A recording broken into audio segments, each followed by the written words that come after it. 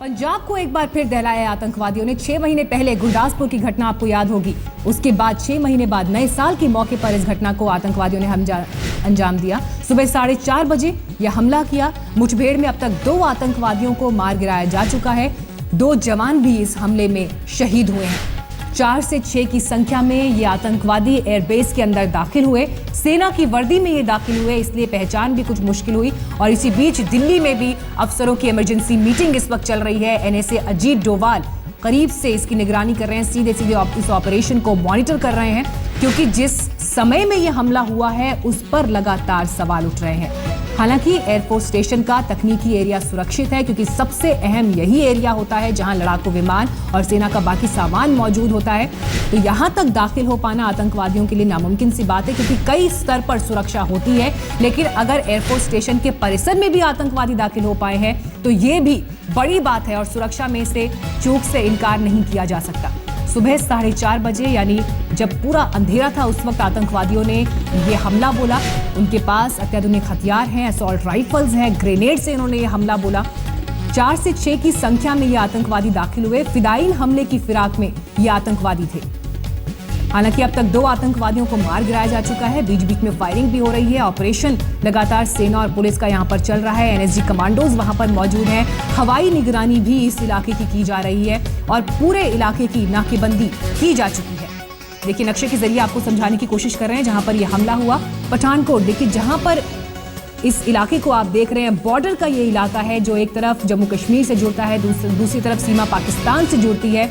बमियाल के रास्ते से ये आतंकवादी दाखिल हुए। 2 दिन पहले सीमा पार से दाखिल हुए हैं, ये जानकारी मिल रही है। और पठानकोट एयरबेस जो पाकिस्तान की सीमा से सबसे नजदीक एयरबेस है, उस पर आतंकवादियों ने हमला बोला है। बीते कुछ वक्त में भी जो घटनाएं हुई हैं उन पर अगर गौर करें तो सेना और पुलिस को आतंकवादियों ने निशाना बनाया है। ये रणनीति आतंकवादियों की देखी गई है। फिदायीन हमले की फिराक में आते हैं, सेना की वर्दी पहनकर आते हैं और लगभग उसी रणनीति पर इस हमले को भी अंजाम दिया गया। 2 आतंकवादियों को मार गिराया जा चुका है। लेकिन सवाल सबसे बड़ा यही उठ रहा है कि जब 31 दिसंबर की शाम को एसपी पर हमला किया गया, उन्हें किडनैप किया गया, उनके रसोइये और दोस्त पर हमला किया गया, उस घटना के बाद आखिर क्यों लोकल एडमिनिस्ट्रेशन नहीं जागा और फौरी कदम जो उठाए जाने चाहिए थे, उस इलाके को सैनिटाइज किया जाना चाहिए था, वो तमाम कदम क्यों नहीं उठाए गए? ये सबसे बड़ा सवाल उठ रहा है, क्योंकि इन घटनाओं को जोड़कर बिल्कुल देखा जाएगा। जब 2 दिन पहले इसी इलाके में एसपी को अगवा किया जाता है, रात को एक शख्स का कत्ल होता है, चाकुओं से आतंकवादियों ने वो हमला किया ताकि क्योंकि अगर वो फायर करते तो उस दौरान उनकी पहचान हो सकती थी या ये अंदाजा लग सकता था कि उनके पास बड़े हथियार मौजूद हैं।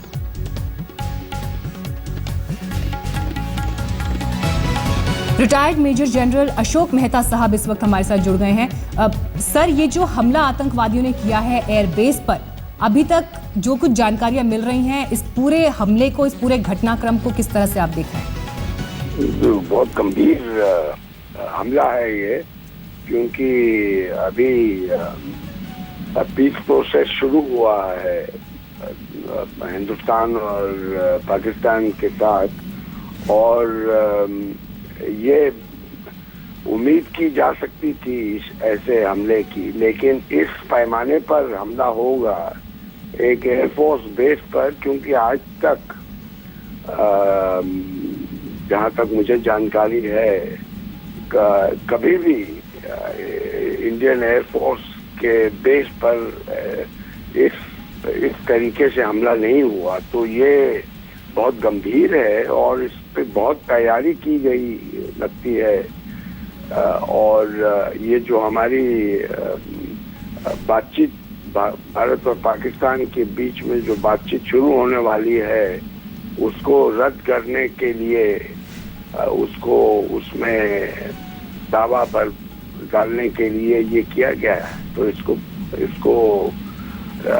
इसको गंभीरता से लेना पड़ेगा, लेकिन इसका ये मतलब नहीं है कि हमको बातचीत बंद कर देनी चाहिए। सर, सवाल इस हमले को लेकर और जिस तरह से मैं आपके पास लौटती हूँ सर, इस वक्त हमारे संवाददाता अश्विनी कुमार हमारे साथ मौजूद है, उनके पास ताज़ा जानकारी है इस पर।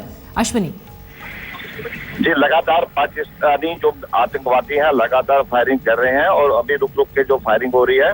अभी जो खबर है 4 से 6 आतंकवादी जो है एयरफोर्स स्टेशन के अंदर घुसे हुए हैं और 2 ग्रुप में बड़े हुए हैं। एक टेक्निकल एरिया की तरफ गए हुए हैं और दूसरा जो रेजिडेंशियल एरिया है जहां पर की जवान और बाकी लोग रहते हैं। एयरफोर्स के जो कमांडोज हैं वो भी काम कर रहे हैं, आर्मी के कमांडो भी काम कर रहे हैं। लगातार शेलिंग और फायरिंग चल रही है। उसकी वजह से जो है जवाब जो है दिया जा रहा है। जितने भी जख्मी हैं, करीबन 6 लोग जख्मी हैं, 4 TSC के जो है सोल्जर जख्मी है, 2 जो है एयरफोर्स के जख्मी है।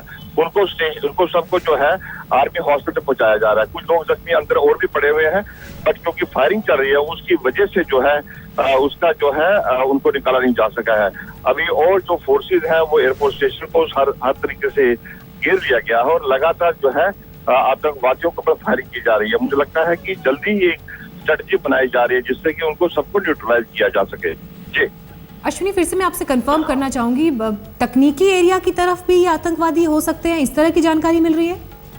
जी, जो कि 2 ग्रुप थे, जैसे उन्होंने गेट क्रॉस किया है, 2 ग्रुप थे। 2 ग्रुप में से एक जो है टेक्निकल एरिया की तरफ गया है जहां पर की जो है फाइटर प्लेन होते हैं, मगर अभी वहां तक नहीं जा पाए, क्लोज नहीं जा पाए, क्योंकि वहां से पहुंचना उनके लिए काफी मुश्किल है। क्योंकि ये मैं आपको बता दूं कि एयरफोर्स स्टेशन जो है ये सबसे सेंसिटिव एयरफोर्स स्टेशन है और यहाँ पर अंडरग्राउंड भी जो फाइटर प्लेन होते हैं, तो वहां जाना उनके लिए मुश्किल है। मगर जो दूसरा इलाका है जहां पर की रेजिडेंट एरिया जहाँ लोग रहते हैं, वहां पर फोर्सेज रहती है, वहां पर भी एक ग्रुप गया है। तो जानकारी है कि जो वो इन्होंने एक आर्ट ली हुई है और ऑटोमेटिक वेपन्स है, उनके पास ग्रेनेड्स है और उसका जो फायर ले रहे हैं और लगातार जो फायरिंग चल रही है।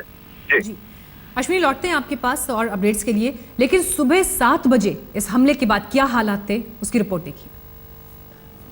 सुबह 3:05 पर पहला स्ट्राइक पठानकोट एयरफोर्स स्टेशन पर आतंकियों ने किया था। 2 हैंड ग्रेनेड फेंके थे, उसके बाद ताबड़तोड़ फायरिंग हुई। आप देख सकते हैं 2 आतंकियों को मार गिराया गया है और इसके अलावा 2 DSC के जवान भी शहादत को हासिल हुए हैं। हालांकि कल से ही ये कहा जा रहा है कि इन आतंकियों की तादाद 4 है, 4 की संख्या में है, लेकिन पिछली थोड़ी देर से गोलीबारी में यहां पर कमी आई है। लेकिन सेना के जवान अभी भी चारों तरफ से एयरफोर्स स्टेशन को घेरे हुए हैं, एयरफोर्स स्टेशन के अंदर भी घुसे हुए हैं। कहा यह भी जा रहा है कि एयरफोर्स स्टेशन का ये बेस जहां पर ये आतंकी हमला हुआ है वहां पर काफी संख्या में एयरफोर्स के जो है प्लेन भी खड़े हुए हैं, लेकिन आतंकी वहां तक पहुंचने में कामयाब नहीं हो पाए हैं। इसके अंदर नौसेरे गांव है, उस गांव के अंदर एक इमारत में घुसे हुए थे, वहीं से लगातार फायरिंग कर रहे थे। 2 आतंकियों को मार गिराया गया है और फिलहाल तनाव पूरे इलाके में बना हुआ है। कैमरामैन दिलीप साहू के साथ सत्येंद्र चौहान, पठानकोट आज तक।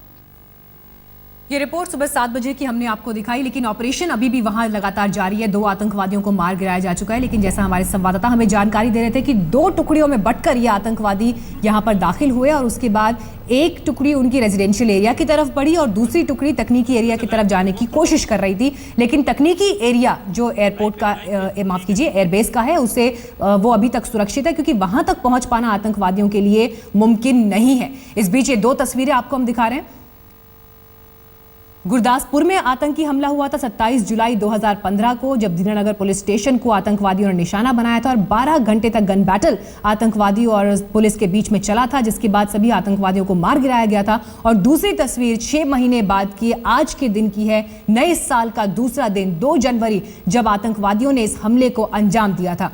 इनपुट्स लगातार सुरक्षा एजेंसियों की तरफ से मिल रहे थे, खुफिया अलर्ट भी थे कि नए साल के मौके पर आतंकवादी इस तरह की घटना को अंजाम दे सकते हैं। लेकिन पंजाब में ही 6 महीने के बाद दोबारा इस हमले को अंजाम दिया जाना और लगभग उसी रणनीति के साथ अंजाम दिया जाना, ये अपने आप में एक बड़ा सवाल खड़ा करता है, क्योंकि जिस जगह को निशाना बनाया है आतंकवादियों ने वो कोई मामूली जगह नहीं है, एयरफोर्स का एयरबेस है। हमारे संवाददाता मंजीत नेगी इस वक्त हमारे साथ जुड़ गए हैं। मंजीत, लगातार दिल्ली में भी यहाँ पर बैठकों के दौर जारी हैं, अफसरों की इमरजेंसी मीटिंग बुलाई गई है, NSA अजीत डोभाल इसकी निगरानी कर रहे हैं सीधे।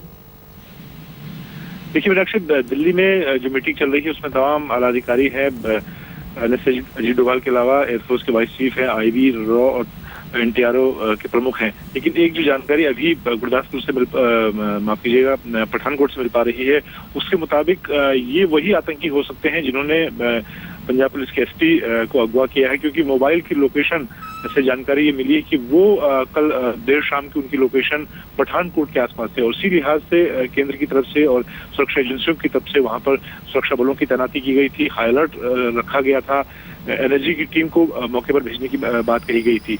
और हालांकि अभी पुख्ता तौर पर ये जानकारी, आधिकारिक तौर पर जानकारी नहीं है, लेकिन ये माना जा रहा है कि ये वही 4 से 6 आतंकियों का ग्रुप जो कि लश्कर के आतंकी बताए जा रहे हैं, ये वही आतंकी है।